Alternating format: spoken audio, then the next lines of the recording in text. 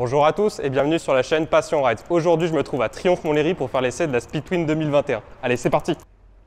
Voici la nouvelle Speedwin 2021 en coloris Matte Storm Grey. Donc ça, c'est le modèle de démonstration. Il existe aussi deux coloris, le Jet Black, donc couleur noire brillante, ou le Red Hooper, un rouge brillant aussi.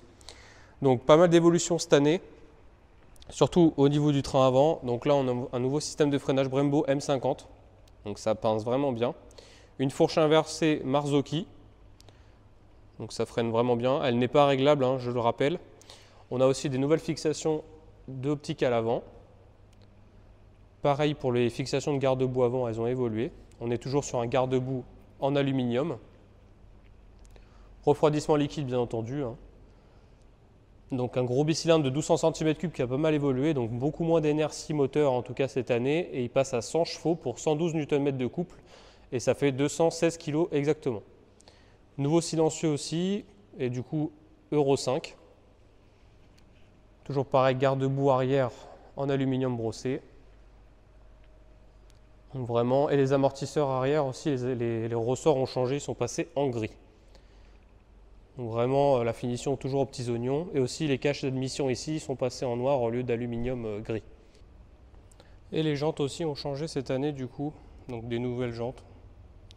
Avec des nouveaux bâtons beaucoup plus travaillés, beaucoup plus fins qu'avant. À l'avant comme à l'arrière bien entendu. Ça lui donne encore un peu plus de style et d'élégance je trouve. Sur la partie instrumentation, on a deux compteurs toujours pareil, hein. Donc la vitesse côté gauche, le compte-tour à droite, le rapport engagé, le bouton information qui est juste ici pour faire défiler les informations dans le cadran de gauche, donc là le neutre et la consommation moyenne, l'heure, le contrôle de traction, il est activé par défaut, on peut le désactiver en restant appuyé dessus, en restant appuyé longuement, il passe en off, si je reste appuyé encore une fois, je le réactive. Le kilométrage de la moto, trip partiel 1, trip partiel 2, si je reste appuyé sur le bouton à nouveau, je réinitialise tout. Consommation instantanée et la moyenne. À droite, on a la consommation de carburant exact, donc il nous reste 90 km d'autonomie ici. On a les jauges de carburant sous forme de barre et les modes de conduite. Les modes de conduite, ils sont juste ici, on appuie dessus. 3 modes s'offrent à vous, mode route, mode sport et mode pluie. Donc une simple pression, on change de mode, ça joue vachement sur l'ABS, la réponse de l'accélérateur et l'anti-patinage. Réservoir avec de 14,5 litres et une trappe à carburant Monza. Donc sous la selle, en tournant la clé juste du côté gauche, on retrouve donc toute la partie sous la selle. Donc là les papiers de la moto bien entendu, une petite prise USB d'origine. Il n'y a pas de place pour mettre un antivol, par contre on peut le mettre à travers le bloc moteur juste ici.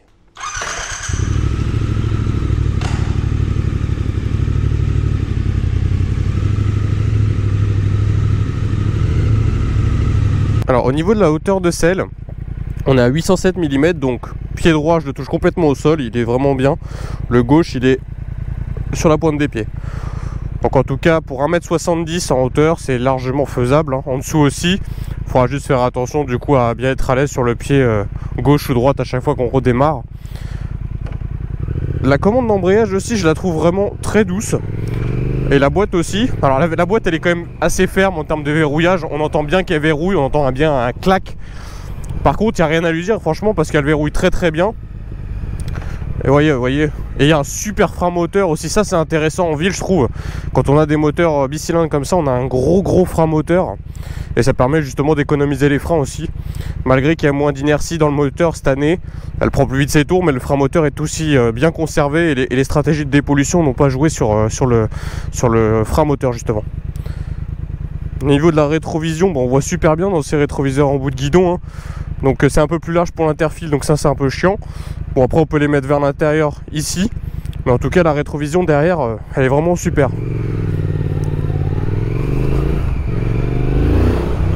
Ce couple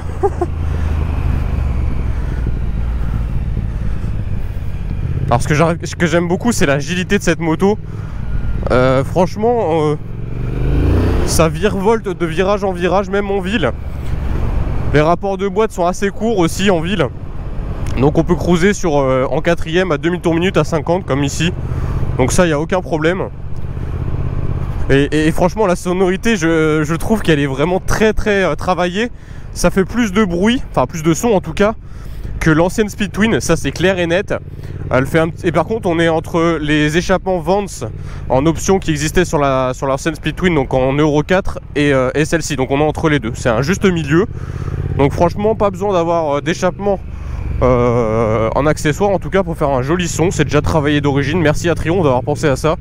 Alors du coup pour les accessoires c'est bête hein, mais bon, sauf si on n'aime pas le look des silencieux qui sont normaux entre guillemets, si on veut avoir quelque chose de plus habillé. Mais très sincèrement le son est vraiment super. Il y a même des petits pop and bang à la décélération. Alors je sais pas si on l'entend parce qu'il faut qu'elle soit un peu plus chaude. Donc là elle est froide la moto. Donc vous voyez au terme de ralentisseur ici, ouais c'est assez ferme hein. Le nouveau combiné de suspension, enfin la nouvelle fourche en tout cas à l'avant est typée assez sport, même si elle n'est pas réglable. On sent vraiment qu'il y a de la gêne sportive dans le combiné de suspension. C'est vraiment pas du tout typé confort, c'est un peu sportif, sans être vraiment tape-cul hein. Mais on entend ma voix qui tressaille un peu sur des routes un peu caoteuses. C'est vraiment orienté sport. La reprise, alors je me cale en 5ème. 5ème à 50 elle accepte. 6ème aussi hein, 50. Étonnamment pour un bicylindre, vous voyez, je suis à 1500 temps minute à la sonorité. Ah ouais. En tout cas, la sonorité est cool. L'étagement de la boîte est assez court, mais on peut faire du bas régime en tout cas. En rouler en dessous des 2000 tours, c'est possible. Ça sent qu'elle aime pas trop, hein, mais bon. En tout cas, c'est possible. Alors, pour la position de conduite en ville, on est légèrement basculé en avant. J'ai les bras un peu semi-fléchis, voyez.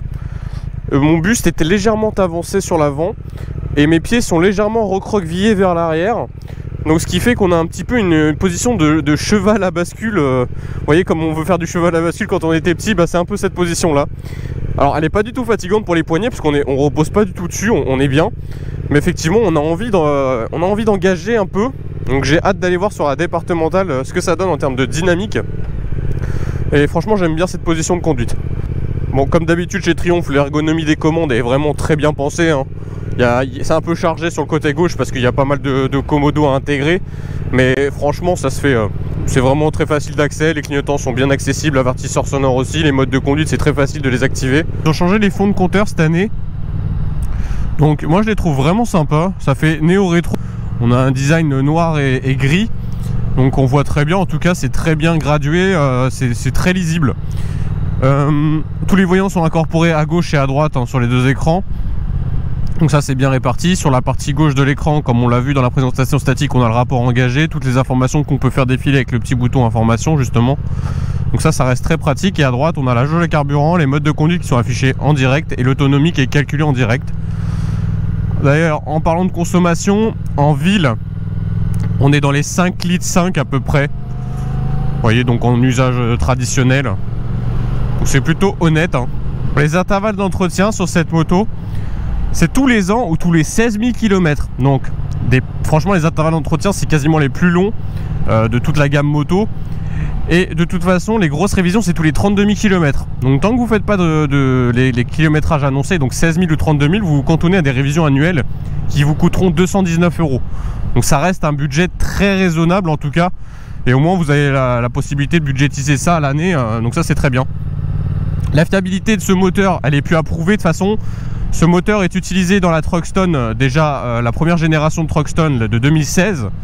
Ça a été revu pour la Truckstone RS bien entendu, et là ça a été encore remodifié pour cette Speed Twin. Mais en tout cas, la fiabilité elle est vraiment béton. Du moment que vous faites les entretiens, que vous respectez la mécanique, il n'y a vraiment aucun problème là-dessus. De toute façon la moto elle est garantie 2 ans kilométrage illimité, donc vous avez aucune inquiétude à avoir là-dessus. C'est même un gage de sécurité hein, d'avoir une moto garantie 2 ans quoi qu'il arrive. Au niveau des modes de conduite on en a 3. On a le mode pluie, le mode route et le mode sport. Les modes de conduite, je trouve que ça change vraiment la personnalité de la machine, et surtout en fonction des conditions extérieures ou de l'envie du pilote. Surtout sur cette moto parce qu'elle est bourrée de couples. Et mon exemple le plus flagrant en tout cas, c'est entre chaque sortie de, entre chaque rond-point en tout cas, sortie de rond-point ou autre, ou dans un rond-point lui-même, on voit énormément la différence entre les modes de conduite. Donc je vais vous montrer ça maintenant. Là je suis en mode pluie, donc le mode le plus doux où toutes les assistances sont au maximum, donc l'anti-patinage, l'ABS et la réponse de l'accélérateur. Vous voyez, je suis en deuxième, je le prends tranquillement, je mets un peu d'angle, vous voyez, je mets un peu de gaz, ça va, ça reste dosable, il n'y a pas de problème particulier en tout cas. Si je passe en mode route, vous voyez, hop, je vais réaccélérer un peu plus. Déjà, vous voyez, ma trajectoire, au moins, je suis beaucoup plus tiré en fait. Vous voyez, mon cercle, alors que je mets exactement le même angle depuis tout à l'heure, il est vachement beaucoup plus grand parce que juste en remettant les gaz, vous voyez, légèrement, ça part beaucoup plus loin. Et enfin, le mode sport, pareil, donc mode sport, alors là, c'est encore pire. Parce que là, il y a, vous voyez, oula, voilà. Vous voyez les à-coups que j'ai. Alors, je sais même pas si c'est filtré à la caméra ou pas, en tout cas. Mais vraiment, ça change complètement le comportement de la moto. Et d'ailleurs, la réponse des gaz, elle est monstrueusement plus efficace, vous voyez. Donc là, je suis en première, je mets gaz à grand, wheeling. Vous voyez, contrôle de traction, c'est activé quand même, tellement elle a de couple, cette Speed Twin. Donc là, j'ai commencé à faire un wheeling, en fait, donc voilà. Donc les aides à la conduite, ça sert, hein. Et l'anti-patinage aussi, ça peut servir, l'ABS aussi. Donc c'était juste pour montrer en tout cas qu'il y a vraiment de la grosse différence entre chaque mode de conduite. Et bien sûr, pour ceux qui sont aguerris en tout cas, on peut tout désactiver. Et je vais vous montrer ça tout de suite. Faire l'exercice du 0 à 100 km/h dès maintenant. Donc je vais le faire en mode road, le mode normal entre guillemets. Donc 0 à 100, et ensuite je vais faire l'angle de braquage et en plus refaire un demi-tour avec le mode sport ou alors en mode traction control désactivé, donc plus aucune assistance. Allez, on se cale à 4000 tours minute à peu près, le couple max. Allez, hop, 100. Frein arrière, bien, ça freine bien. Et le frein avant. Ouh, waouh. Allez, je recommence, je vais faire un mode sport cette fois-ci. Donc j'appuie sur le bouton, ça change de mode, très simplement, on recommence. Oh le traction control. Avançant encore une fois. Waouh. Ah bah c'est levé, hein, je vous confirme, ça fait des wheelings. Waouh. L'angle de braquage, donc là je suis au bord de la route à droite. Hop, je vais à gauche, je braque complètement. Je vais tout doucement pour voir un peu. Ouais, l'angle de braquage, je suis pile dans les 6 mètres. Vous voyez, mon demi-tour, pile poil dans les 6 mètres. C'est correct, on va dire. Un petit bonus. On désactive le contrôle de traction. On le met en off. Il est éteint. Allez, c'est parti. Tac. Ouais, peut-être.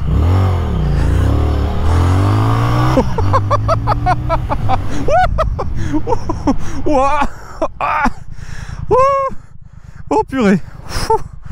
Ah, c'est sportif, je confirme que c'est très sportif. Qu'est-ce que c'est drôle, purée. Tout l'intérêt du couple, voilà, c'est là-dedans, c'est qu'on fait des départs arrêtés de folie. Et surtout, en fait, sur la route, en fait, on n'a pas besoin de rétrograder à chaque fois pour avoir du couple, puisque tout est présent dans la plage d'utilisation de la machine. Voilà, c'est ça le plus important en tout cas. On va s'attaquer aux 17 tournants maintenant. Donc, comme d'habitude, les petits... c'est le petit spot des motards en Ile-de-France, hein. On n'en a pas beaucoup, donc on en profite de cela en tout cas. On va faire des enchaînements de virages assez courts et un peu plus longs, et pour voir le dynamisme de la Speed Twin et ses nouveaux équipements. Allez, c'est parti. Donc déjà, alors là je suis sans contrôle de traction, donc là déjà je suis brut. Déjà la vivacité du train avant, elle est vraiment très très bonne. C'est déjà... Bon, alors on virevolte de virage en virage sans aucun effort. Donc là, nouvelle fourche avant, franchement, elle fait super bien le taf. Bah, aucun effort d'ailleurs, franchement, je fournis vraiment aucun effort au levier. Je regarde juste où je vais, je contre-braque. Ça m'emmène tout seul. Donc déjà, ça, c'est un super bon point. Alors, en rétrogradant un peu, ouais, vous voyez le couple, comment il tracte. Ça c'est vraiment cool. Pas besoin de la monter dans les tours. En fait, je reste à 3-4 000. D'ailleurs, le couple est plus bas hein, maintenant. Et à 4250 tours minute, il est atteint. Donc on a les 112 Nm. Vous voyez, je dépasse même pas plus de la moitié du contour en fait. La garde au sol était très bonne aussi d'ailleurs, parce que j'ai quand même mis de l'angle et j'ai pas frotté.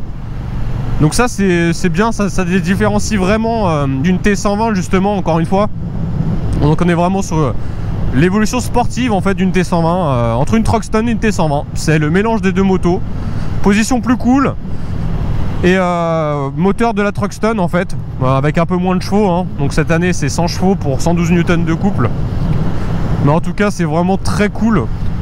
Et je ne comprends pas du tout les commentaires des journalistes sur les amortisseurs arrière.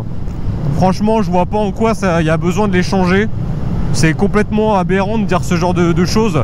Parce que ça reste une moto néo-rétro dans un budget de 13 000 à partir de 13 000 euros, 13 300 euros exactement. Donc franchement, ok, c'est un certain prix, mais on paye la qualité de finition, on paye pour l'ensemble. Voilà, c'est une machine vraiment magnifique, c'est une Triumph de toute façon, ça décotera très peu. Et voilà, bien sûr qu'on peut comparer ça à des motos bien plus chères, des super sportives et tout ça qui ont des suspensions bien de meilleure facture, en tout cas réglables et autres. Et franchement, pour le motard lambda que la plupart des motards nous sommes en tout cas, ça fera très bien le boulot. Il n'y aura pas besoin de passer par la case d'accessoires en tout cas, sauf si vous êtes très exigeant. Mais là, de toute façon, quel est l'intérêt de changer les amortisseurs arrière, puisque la fourche n'est pas réglable à l'avant. C'est un travail de pair, hein. Si vous changez l'arrière, il faut changer l'avant. Donc franchement, d'origine, ça fera très bien le boulot. Et c'est très bien comme ça d'ailleurs, je trouve. Donc je trouve ça hyper convaincant en tout cas. On va essayer un peu la conduite dynamique de cette Speed Twin dans des enchaînements de virages un peu plus longs quand même. Donc je me suis mis en mode sport, j'ai désactivé le contrôle de traction. Déjà je voudrais juste vous montrer le couple qu'elle a cette Speed Twin quand même. C'est quand même assez phénoménal. Donc là je suis en première, vous voyez, je m'arrête un peu. Si je mets un coup de gaz, hop, ça lève. Vous voyez. Donc voilà, déjà elle en donne énormément dès les bas régimes déjà. Et ensuite, pour ceux qui se demandent ce qu'elle vaut un peu en virage rapide, bah on va voir ça tout de suite, hein. Hop.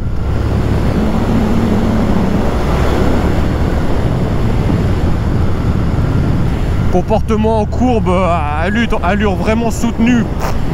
Ça bouge pas d'un iota. Alors on va planter les freins au dernier moment. Regardez, vous voyez, je me suis limite arrêté dans le virage. La réponse instantanée. Les pneus aussi sont vraiment très très bons, hein. Les Metzeler là, on sent bien qu'ils grippent bien au sol. Ah, ce couple, mais c'est une catapulte. Là c'est... Aïe aïe aïe aïe aïe, mais magnifique. Eh ben... Alors, les enchaînements un peu plus lents maintenant. Oh, le couple pour sortir. Wouhou. Ah, ça, clairement, c'est une catapulte, hein. Elle vous emmène de virage en virage avec un couple phénoménal. Nous voici sur l'autoroute. Donc, à allure usuelle, donc là 90 km/h, déjà, on est à 4,2 litres de moyenne en consommation. À 90 km/h, on est à 3000 tours minute, donc l'étagement de la boîte, ça va, il n'est pas trop long en tout cas. Beaucoup moins que sur une T120, ça c'est clair. Boîte 6 vitesses, bien entendu. À 100 km/h, on est à un peu moins de 3250 tours minute exactement. À 110, on est à 3700. 120, on est à 4000. Et 130, on est à 4500 presque. Donc vous voyez, l'étagement de la boîte est quand même beaucoup plus court que sur une T120, hein, parce que c'est quand même mieux d'avoir une boîte un peu plus courte aussi pour avoir de la sportivité, de la reprise.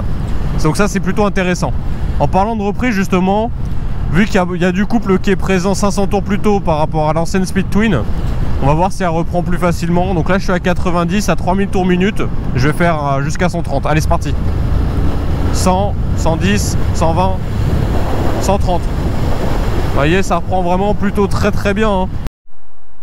Donc en conclusion, qu'est-ce que je pense de cette nouvelle Speed Twin par rapport à l'ancienne? En tout cas, bah franchement, tout est mieux, hein. Franchement, plus de puissance, le couple qui est présent beaucoup plus bas, le poids tout plein fait 216 kg, la suspension à l'avant qui a été changée, qui est vraiment beaucoup mieux qu'avant, le freinage à l'avant aussi, franchement, rien à voir avec l'ancienne. Franchement, c'est un ensemble, voilà, des petites touches esthétiques aussi qui vont être améliorées, la fixation de garde-boue, la petite fixation du phare, le cache d'admission. Le look général de la machine aussi, le silencieux aussi, je trouve qu'ils ont vraiment beaucoup travaillé la sonorité. On est vraiment sur un échappement qui est très rauque malgré la norme Euro 5. Donc ça c'est vraiment très très bien. Donc c'est entre une Truckstone et une T120. Toujours pareil ce positionnement, donc en moteur de Truckstone, position de conduite un peu typée à la T120. C'est mi-sportif, mi-confort entre guillemets, donc franchement c'est très très bien. Les reproches pour moi sur cette moto en tout cas c'est la selle. Elle est beaucoup trop plate entre guillemets, bon après c'est pour la ligne mais elle est pas assez confortable à mon goût surtout. Donc voilà. Après les pneumatiques je suis un peu partagé parce qu'ils sont très très bien, Metzeler Rastec, mais par contre quel est l'intérêt d'avoir ce genre de pneus sur ce type de machine? Franchement les Rosso 3 ou Rosso 4 auraient très bien fait l'affaire. Il n'y avait pas besoin de monter des pneus ultra sportifs parce que ils seront pas aussi polyvalents en tout cas sous la pluie. Les Rastec, voilà, avec le couple de la machine il va falloir vraiment se restreindre un petit peu. Donc voilà, franchement c'est une très bonne pioche. Je rappelle tarif 13 300 € en tout cas, prix d'entrée de gamme en jet black en noir brillant. Dans ce coloris là en matte storm grey c'est 13 500 € et le Red Hooper donc c'est pareil, c'est 13 500 €. Donc si vous voulez l'essayer, bah, elle est disponible à l'essai à Triomphe Montlhéry, là où je me trouve maintenant, et à Triomphe Coignard bien entendu. Sur simple appel, vous appelez, vous envoyez un mail ou sur le site internet en tout cas, bah, vous faites une demande et ils seront là pour vous et pour vous faire essayer cette machine. Merci encore d'avoir regardé cette vidéo. On se retrouve pour une prochaine vidéo. N'hésitez pas à commenter, liker, partager, mettre des petits pouces partout, hein, voilà, ça m'aide. Et dites-moi ce que vous en avez pensé de ce test aussi, ça m'aide vachement pour m'améliorer pour les prochaines. Je vous souhaite une bonne route à tous. Allez, ciao!